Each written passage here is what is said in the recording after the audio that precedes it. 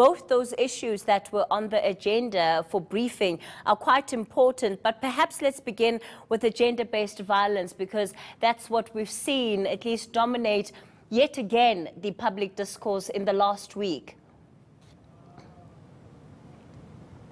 Definitely, Kathy. So while it was a two-pronged meeting, and we were meant to be focusing on transformation and gender-based violence did sort of steal the show.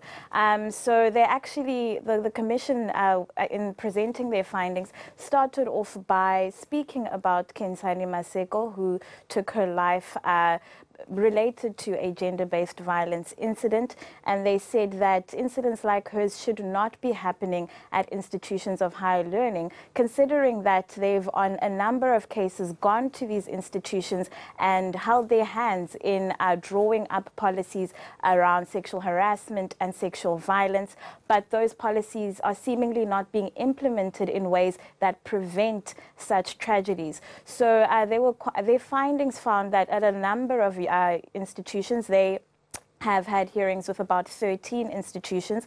So at these institutions, some of them didn't have policies to begin with. Those that do have policies aren't implementing them adequately, and victim support is very, very weak or non-existent in some cases.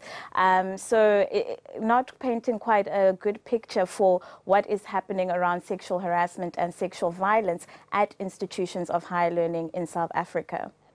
I imagine that much of what was shared surely cannot be new to Parliament, because I remember, at least in the last couple of years, we've had a similar conversation. We can bring up the rape culture protests that were taking place at Rhodes University. Wits University also in the last 10 years has also had its own fair share of issues to deal with where gender-based violence is concerned. So to the extent that it's not something new, what does Parliament propose must happen to ensure that finally something is done? So that's the issue that raised its head again.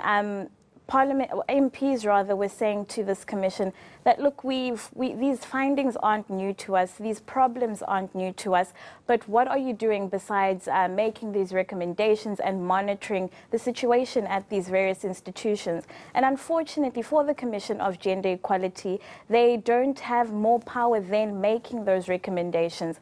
But they did say that this year they have decided to take on a more action-driven strategy. They say that, for instance, with Rhodes came up a lot in today's hearing. They're saying that at Rhodes, what they have found with some of the students and staff that have talked to them about their incidents is that the police haven't necessarily been as helpful as they could have. So they are going to focus on things like sensitivity training at local police stations to make sure that when people are reporting their incidents, that they are met with someone who is understanding. So training and retraining people is something that they need to look into. But I think it also came up from both sides, from both the Commission and parliamentarians today, that patriarchy is the overarching system which helps rape culture to flourish, for lack of a better word. So it's not just about having security on campus. It's not about having the perfect policy. It's also about changing behaviors and attitudes that are encouraged and which allows perpetrators to continue doing the things that they do. I think one sort of horrific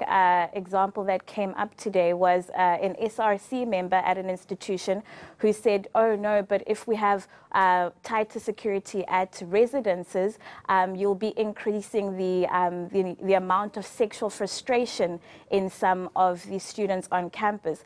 And I mean, that's just a comment that can't be allowed to let fly, but it was. And even with things like the RU reference list that we saw in 2016, some of those women who protested were expelled.